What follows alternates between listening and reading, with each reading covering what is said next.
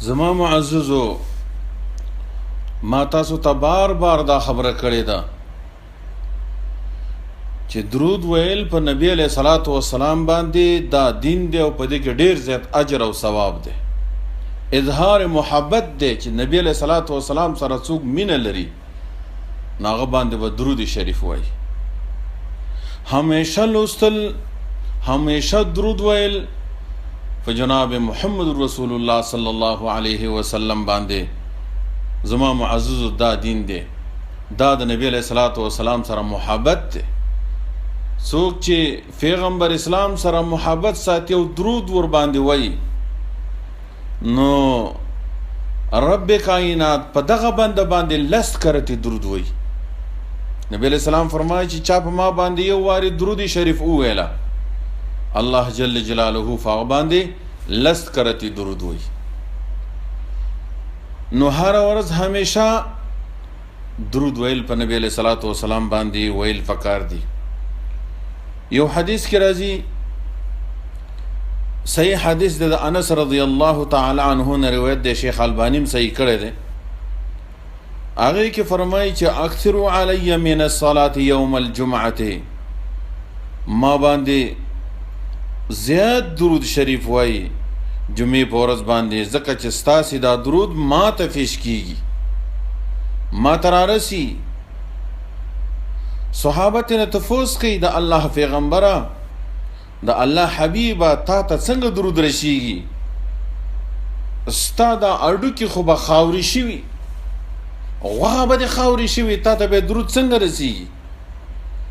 نو نبی علیہ السلام وفرمایل چې ان الله تعالی حرم علی الارض ان تأکل اجساد الانبیاء.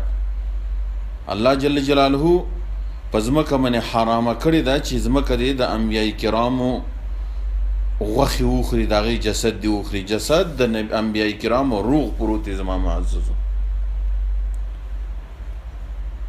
یو بل روایت دی، نبی علیہ السلام فرمایي چې ان خیر ایامکم یوم الجمعه فاکثروا علی من الصلاة فیه. ستاسو بهترین ورځو کې ښه ورځو کې ستاسو د جمعې ورځ ده، د جمعې ورځ باندې ما باندې زیات درود شریف وایي. یو بل روایت کې ورسره یو خبره بلم زیاته ده چې لیلة الجمعه ورسره زیاته شوې ده زما معزز. سلسله صحیحه کې دا حدیث مبارک شیخ البانی سے ذکر کړی دی. فرمایي نبی علیہ السلام چې اکثروا الصلاة علی یوم الجمعه ولیلة الجمعه، ما باندې درود د جمعې په شپه او د جمعې په ورځ باندې زیات وایي. فمن صلى علی صلاة، چا چې ما باندې یو واری درود شریف وویلا صلی الله علیه عشرا، لاغه باندې لس کرتی درود وایي. نو زما معززو د جمعې په شپه باندې درود ویل نبی علیہ السلام باندې دا دین دی، د دې ثبوت شته. د جمعې په ورځ باندې دا دین دی، د دې ثبوت شته، په دې کې اجر دی، ثواب دی. دا لکه د جمعې په ورځ باندې نور داسې اذکار، نور سنن هم دي، لکه خاص کر د جمعې په ورځ باندې پاکي کپړې چول، غسل کول، خوشبویي لګول او د جمعې مانځه ته وختي تلل، اول صف ته حاضرېدل. دغه د جمعې د ورځې فضایل دي زما معززو، چې هر مومن مسلمان له پکار دی چې په دې باندې اهتمام وکړي. متاسفانه بعضې ناکاره خلک، ناپوهه مولین او قارین، چې هغې غلط طریقه کوي. نبی علیہ الصلوۃ والسلام ویل دي چې ما باندې درود ووایي، خو لیکن دا خبره نه ده کړې چې دلته د قارین او څه کسان او لس کسان شل کسان دې راجمع شي د جمعې په شپه باندې یو پوره کړۍ دی جوړه کی او په چغو چغو باندې، په سرو سرو باندې، پوره په اوچت آواز باندې تاسو ټول درود وایي او اذکار کوئ. بعضې خلک د جمعې په ورځ باندې، جمعې په شپه باندې زما معززو په لسپیکرو کې تاسو دا ګورئ چې دغه اذکار کوي په چغه او په سرو باندې جهرن، کله درود وایي او کله ذکر اذکار کوي. نو زما معززو دغه طریقه، په دغه طریقه باندې چیرې دا دین نه دی، دې ته بدعت ویلی شي، دا خلاف سنت کار دی. الله جل جلاله دی منګ او تاسې د دې کار نه وساتي. متاسفانه زه خلکو ته بار بار مرګورو ته دا وایم چې دا خلک وپېژنئ، شیطان د مسلمان دشمن دی، هغه غواړي چې مؤمن مسلمان د حقیقي دین نه څه طریقې سره ګمراه کې وویړي. نو دا مولا صاحب په دې طریقه باندې ګمراه کړی دی. ا طریقه د نبی علیہ الصلوۃ والسلام نه خطا کړ چې دا خو دین دی. نبی علیہ السلام باندې درود ویل نو راشه په لسپیکر کې شروع کو په چغو چغو په سرو باندې. نو زما معزز دا به دین نه دی، دا بدعت دی.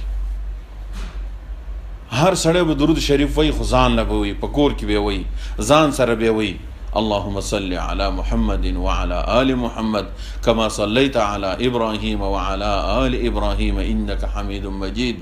اللهم بارك على محمد وعلى آل محمد كما باركت على إبراهيم وعلى آل إبراهيم إنك حميد مجيد. په دې طریقه باندې ځان نه درود وي، پټ وي، لغون دي ښکاروي. خدا چې په جمع او جوش باندې او د غزه ناراضي او یو کس پکې ناس دي مخ یو حلقه جوړه کړي او په لسپیکر باندې چغي وي. زما معزز دغه طریقې سره به نه دی راغلي.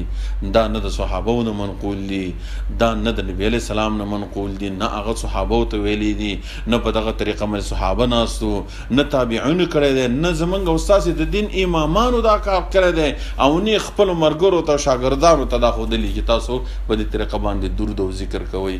الله جل جلاله دې موږ او تاسو په صحیح لار باندې روان کړي. الله دې موږ او تاسو نه د نبی علیہ الصلوۃ والسلام سنت کار واخلي، سنت دی الله زمونږ او تاسو نه عملی کی په هغه طریقه باندې چې کوم نبی علیہ السلام کړی د صحابه ته خودلی دی او زمونږ او تاسو امامانو د دین دا کړی دا. الله دې موږ له په هغه طریقه باندې توفیق راکړي چې په هغه طریقه باندې موږ د نبی علیہ الصلوۃ والسلام سنت ژوندۍ کوو، هغه باندې عمل کوو. والسلام علیکم ورحمت الله وبرکاته.